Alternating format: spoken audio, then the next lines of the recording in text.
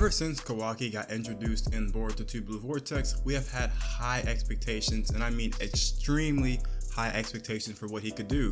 We know going into the time skip, Kawaki was on the same level as Boruto, if not just a little bit stronger due to having Ishigi's powers and due to having that insane dojutsu. Most fights ended in minutes, if not seconds. With just how strong he was at the end of Boruto Part 1, the village had pretty much deemed it that no one else could beat Kawaki besides Damon, and they would have to treat him with extreme caution. Before the omnipotence took place, Kawaki was seen as an extreme threat, and the Leaf Village had to watch everything they did as he could level the area in an instant if he got upset. And for people who are unaware, Kawaki is kind of messed up in the head and has years of trauma that he's dealing with.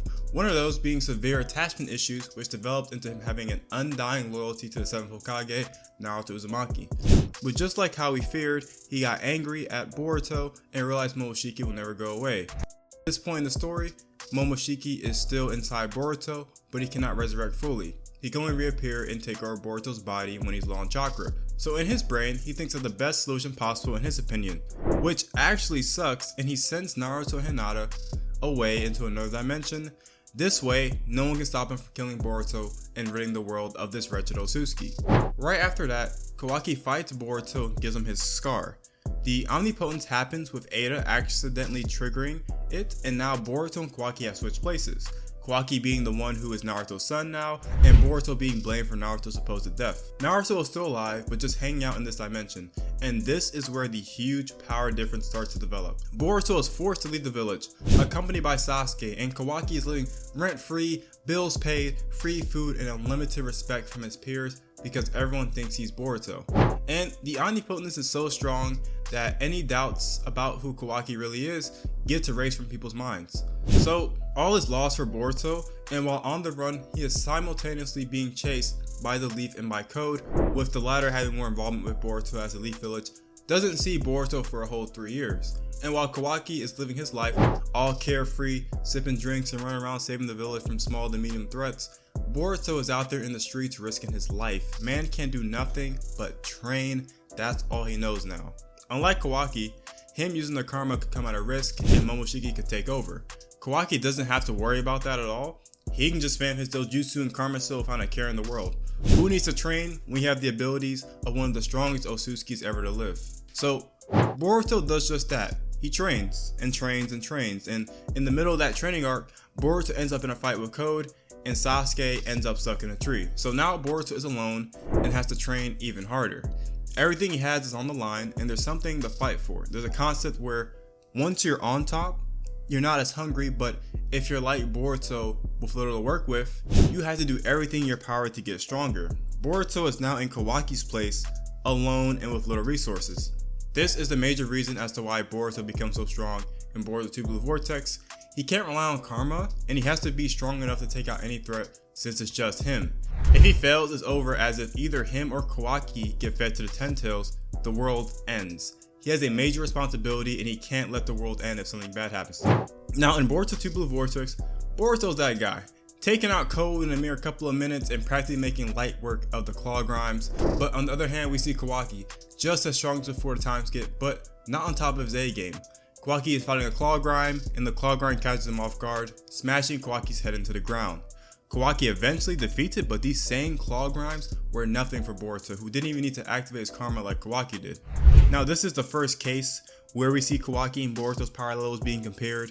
Boruto has leveled up immensely, and it really makes us think, how in the heck did Kawaki get so strong, as shown in the start of Boruto, and force Boruto to use his karma, something he hasn't even needed to do for Code. Something major happened to break Kawaki to find an even stronger source of power. Fast forward to Boruto returning to the village a second time to talk to Samira and Sarada. Mitsuki and Kawaki are talking.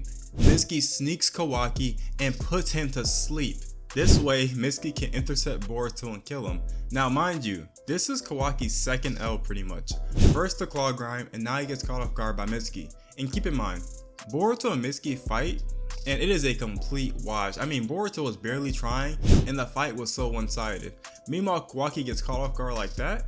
Having Ishigi's karma must come with some side effects because both him and Code just keep catching L's right after the other.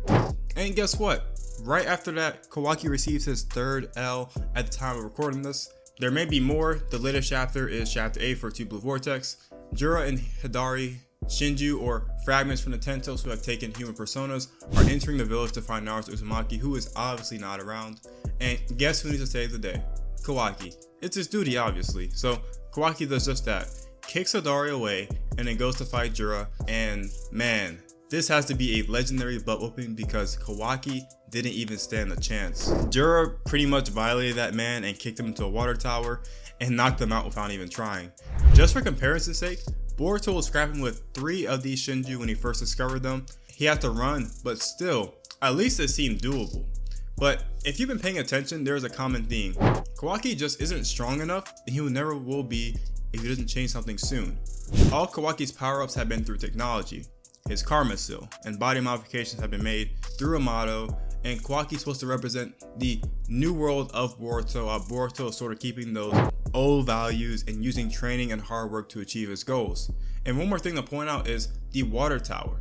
This is a significant point to where Sasuke has such a big change in character and ultimately ran from the village to find Orochimaru to seek more power. This could also be the moment that Kawaki goes back to the one man he hates the most, the man who ruined his life, turning him into a science experiment, Amato.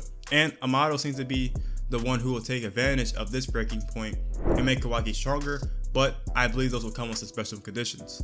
I think Amato will use this to take control of Kawaki, or at least make him easily influenced in exchange for power. All Kawaki wants to do is kill Boruto and any Otsutsuki anyway. He doesn't care how it's done. And keep in mind that Amato also has the capability to turn off Kawaki with a voice command, which has not been done yet, or he could possibly end up doing more. And I think this is how Kawaki breaks. Constantly losing, not able to achieve his goals of protecting Naruto is going to make him snap and seek out other sources of power.